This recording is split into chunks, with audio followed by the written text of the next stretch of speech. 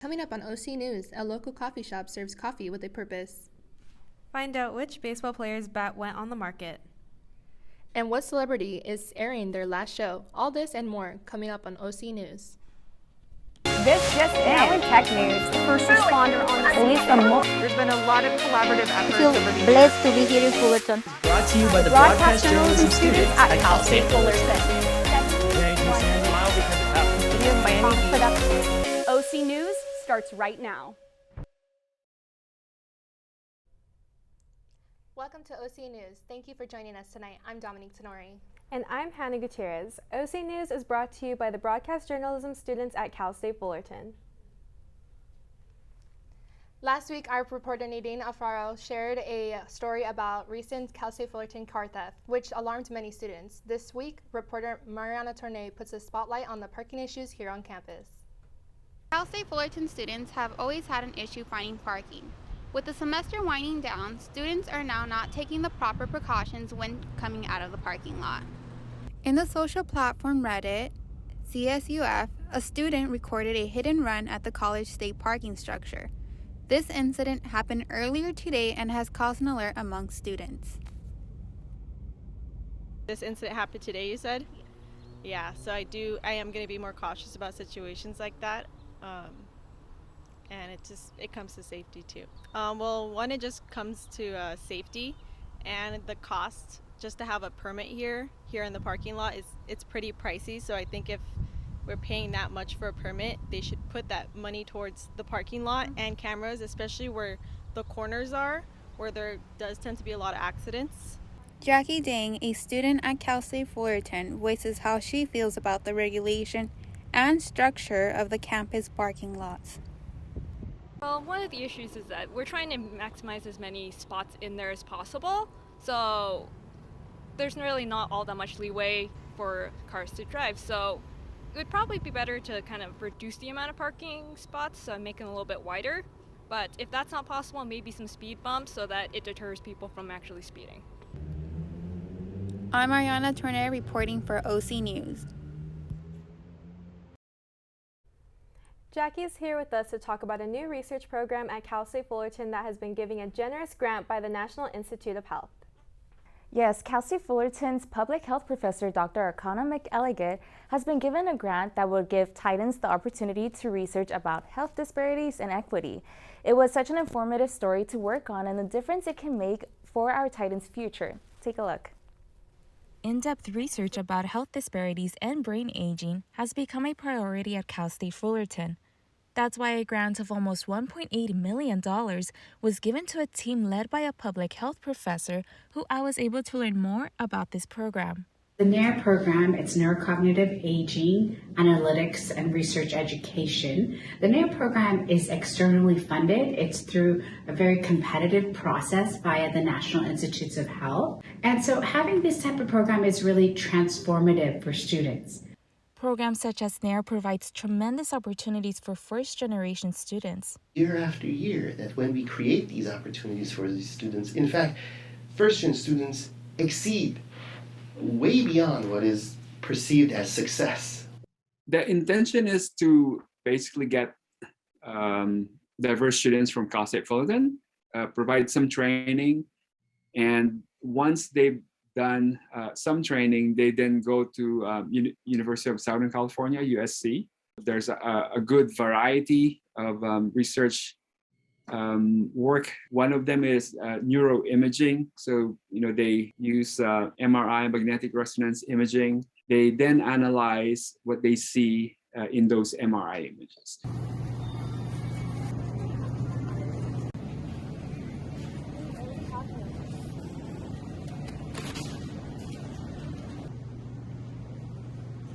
What most people don't know is that our lifestyle and the foods we eat are a major contribution to brain aging and the risk factors of Alzheimer's disease. That's where we are with health equity, and many factors influence that.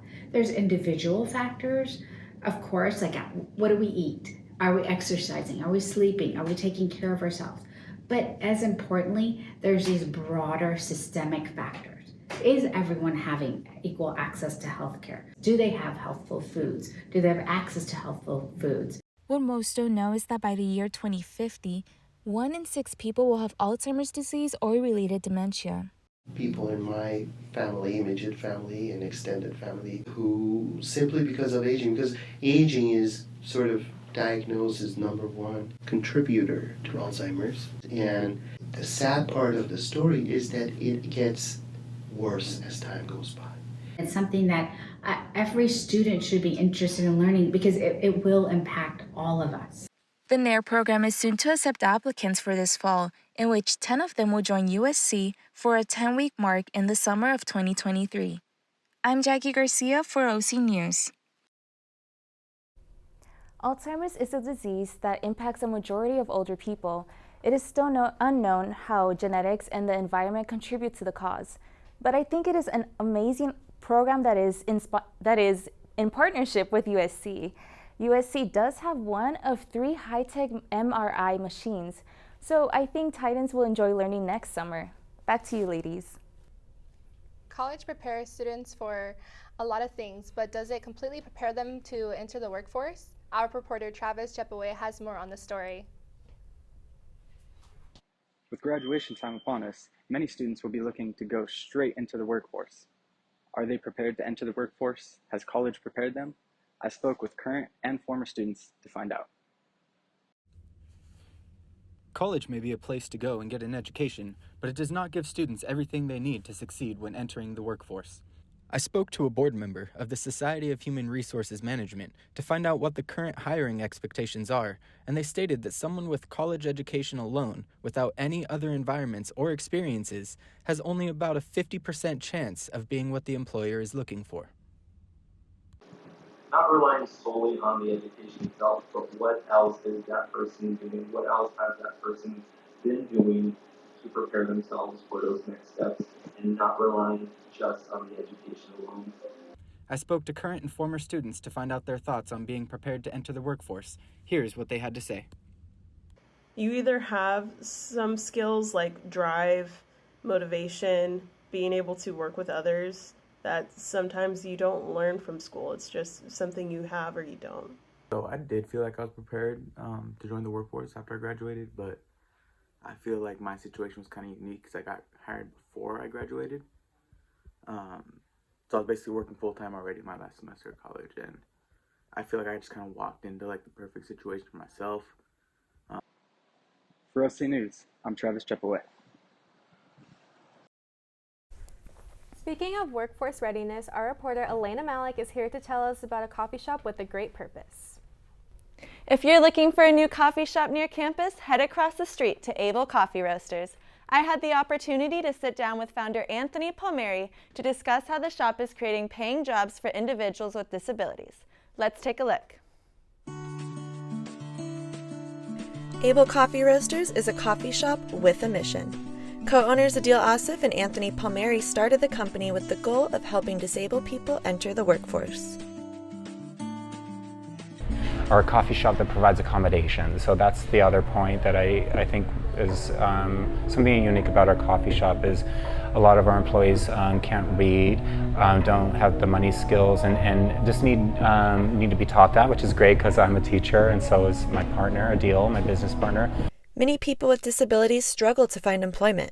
Even though the Americans with Disabilities Act was passed in 1990, unemployment rates remain much higher for disabled people due to a lack of accommodations in the workplace and discriminatory hiring practices. All of our menu items on our POS system, on the iPad, if it's an avocado toast, it's a picture of it. You know, if it's how to greet a customer, it's a symbol of like waving, so it's symbol supported text, and we learned that in my classroom because that's the type of curriculum I use. Able Coffee Roasters got its start with its first location in Huntington Beach, and now they've opened a second location here in Fullerton, right across the street from campus. We got a commercial coffee roaster. We taught ourselves how to roast coffee. And our first thing that we would do is Chase actually was, since I was saying, was our first employee. He would package the coffee, weigh the coffee, the coffee beans. Yeah, we would put them in weigh 8-ounce bags in a cup, and then pour it into the bags that you see on the shelves. And then we would sell them online, and then we would do events. And now we have a coffee shop. Anthony and Adil also teach workability classes, showing employees customer service skills, mobility training, and how to prepare food and drink orders. We have close to 40 employees, and greater than 60% are individuals with disabilities, and we create paying jobs, meaning that it's minimum wage to start, so it's like $14 an hour plus tips, so it's more than that. So our mission is to spread awareness that everyone's able. That's what our name means. We believe there's a job for everybody. Everybody can learn, can contribute in their own way, and as educators, that's like what we started with. Stop by their new location to try their delicious coffee, pastries, and snacks. Reporting in Fullerton for OC News, this is Elena Malik. I had such a blast meeting the amazing staff at Able Coffee Roasters and hearing more about their mission. If you want to visit too, they're open every day of the week from 7 a.m. to 6 p.m. Back to you, Dominique and Hannah. Thank you for the story, Elena. That was really inspiring. It really was. I think I'm going to go stop by. When we come back, Real Madrid becomes a La Liga champions. And we'll talk about the first woman to play in minor league baseball and how she's advocating for women in MLB. Don't go away. We'll be right back.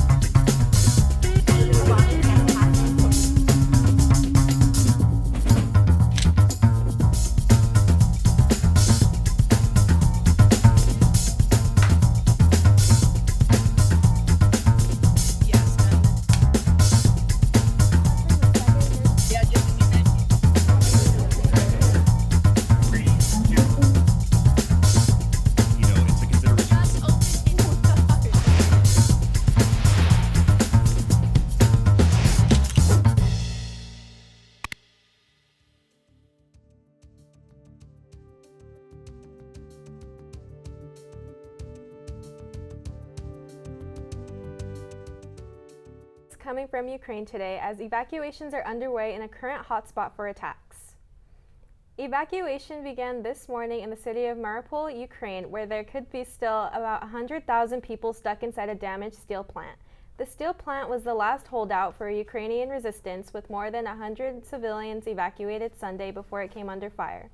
Footage shows just what kind of destruction the Russian military have done to the city and the steel plant over the past month.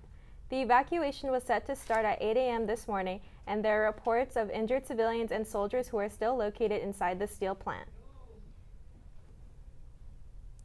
Now we're going to check out the 5-day forecast with Katie on the weather this week. Katie? Thanks, guys. So as you know, it's already May, and we're reaching to the end of the semester, which also means spring is also almost at an end. So as you guys know, it's time to bust out the sunblock and the sundresses and hit the beach. And besides Tuesday being a slightly cloudier day, we're looking at 80-degree weather all throughout this week.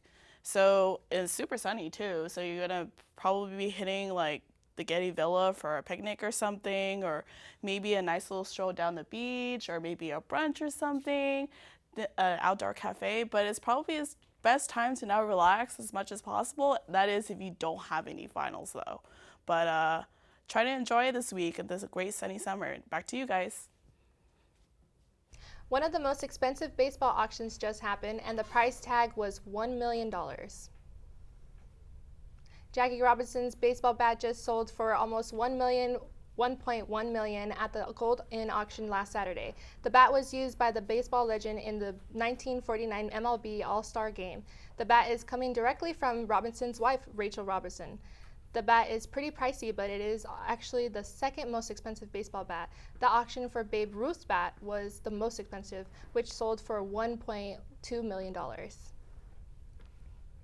Oh my gosh, well at least that's what Cal Poly Pomona was probably thinking yesterday as our Titan softball team was through with them. Here's Gabe Larson with the keys to yesterday's softball game. Thank you, ladies. You know, I don't know what I'd do if I was able to get Babe Ruth or Jackie Robinson's bat. But anyway, yesterday, May 1st, was actually officially May Day. And you know what? Those Cal Poly Pomona Mustangs were sure screaming Mayday all the way as our Titans mercied them 10-2 after 6 innings yesterday. While Sunday's game might have belonged to the Titans, the pregame ceremonies belonged especially to senior pitcher Taylor Dawkins, who recently overcame her battle with cancer.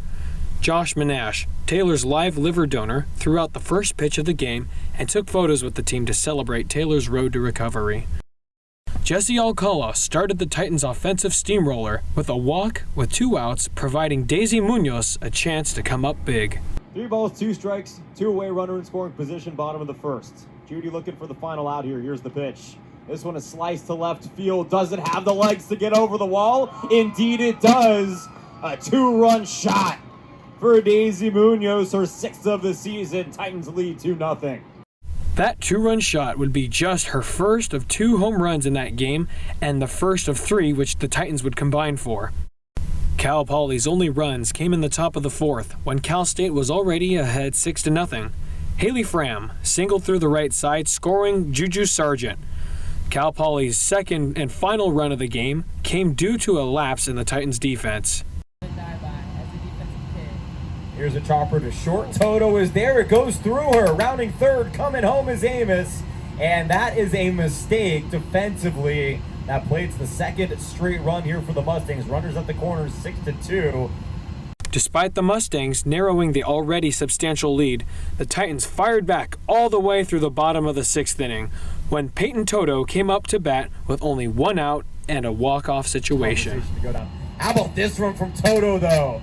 Peyton Toto, on behalf of the Orange County ATC, you are clear for takeoff. Touch them all. We can now eat. She is feeding balls over the fence. After increasing the lead over Cal Poly by more than 5 runs in the 6th inning, the Titans mercied the Mustangs with a final of 10-2, securing their spot at first place in the Big West Conference, 3 games ahead of Long Beach State. Now, just a little background about Taylor Dawkins, the player that was honored at the start of yesterday's game. She's a product of Norco High School, and she pitched for the Titans last in the 2019 season, posting an ERA of 2.57. And one of her career highlights was back in the 2018 season when she pitched a complete no-hitter against San Diego State after missing a month in the season due to chemotherapy. And now, onto the world of soccer. Real Madrid fans are probably more happy today about that big win. During the weekend, Real Madrid won their 35th La Liga title after Saturday's game against Espanyol at the Santiago Bernabeu. The first goal for Real Madrid was the 21-year-old Brazilian Rodrigo, following with another exceptional goal in the first half. And there was no need to worry as his Real Madrid remained at the top of La Liga, with the game finishing Asenio and Benzema marking it at 4-0. We've won as a result of the hard work from the whole team, said the Madrid captain, who, by the way, has won the most trophies in history at Real Madrid. Congratulations and a la Madrid. Now, on to baseball.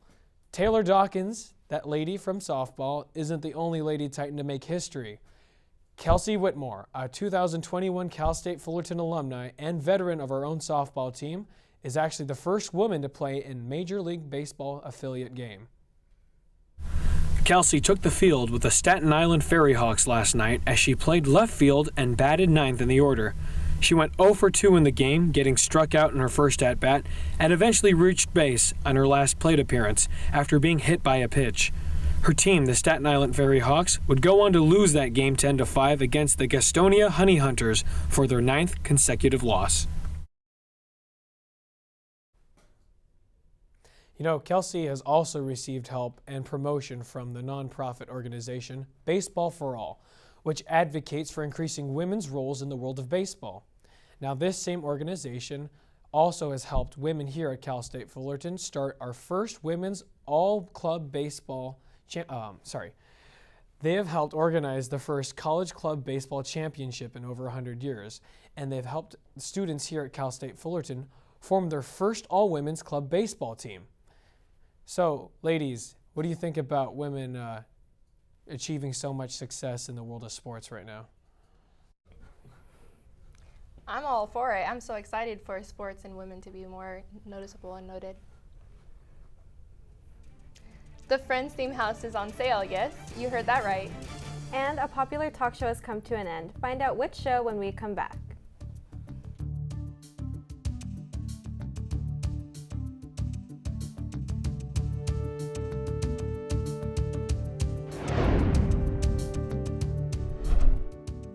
I don't think that many kids in my son's school even do it. He makes fun of his friend who vapes. He would never try it. She's into soccer. She's on the honor roll. She's just not the type. No way. No way. No way. No way, my kid would never vape. Get your head out of the cloud. Today, nearly 8,000 kids will start vaping. Maybe even yours. Learn about the dangers at talkaboutvaping.org.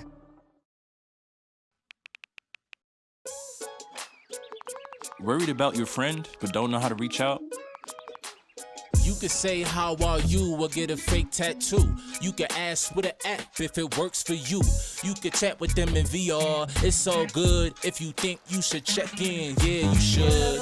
Whatever gets you talking. Reach out to a friend about their mental health. Whatever gets you talking. Learn how you can help at seizetheawkward.org.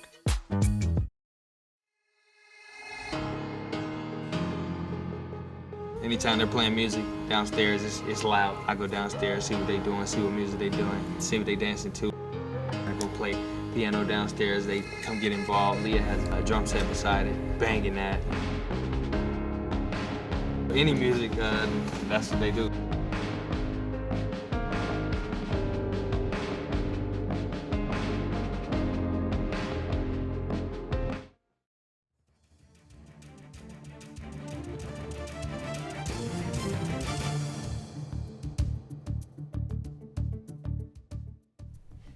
It is the first Monday in May, and the Met Gala is back on. Our reporter Nadine Alfaro has the latest on the fashion's biggest night and more on today's entertainment segment. Nadine? Thank you, Dominique. Yes, I have the latest entertainment news. Not only is it Met Gala Monday, but also the end of an era for a popular talk show. I have the scoop on all this and more. Let's take a look. After 19 long years, The Ellen Show has come to an end. Ellen DeGeneres tweeted out on Friday that she has taped her final episode.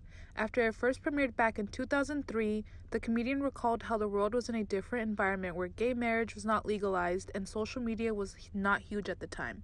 The show had huge success with winning more than 12 daytime Emmys, making it the most for any daytime show. An apartment replica from the popular show Friends is up for sale in Ohio. The apartment owned by Monica Gellers, a character on the show, has an exact replica on the inside of the home with purple and blue walls and a mini clawfoot tub similar to the one on the show.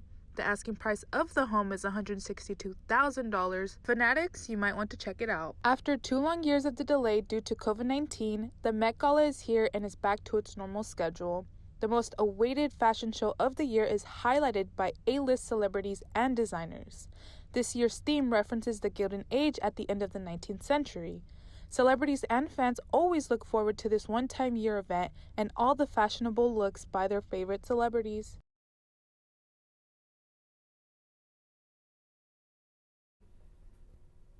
Met Gala Monday is my favorite holiday. Can't wait to see if any celebs sneak in a selfie this year. Well, that's all the entertainment news for today. Sending it back to you guys.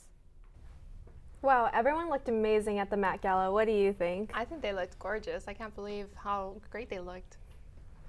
A common interest in lacrosse led to a strong bond between two players recently, but the two soon discovered they have also something in common. They have a rare condition called alopecia. Hi, Scarlett. Hi, Carson. From the warmness of that greeting, you would never guess that Scarlett Hall and Carson Majors were just strangers a week ago. Until a fateful Tuesday when a lacrosse game brought them together. You want to practice with them? At first, I thought that there was nobody else that had it. I was like, I'm the only person in the world that we were going to do this game. And she was on the nights right before I left. And then I saw her, I'm like, oh my gosh, does she have alopecia?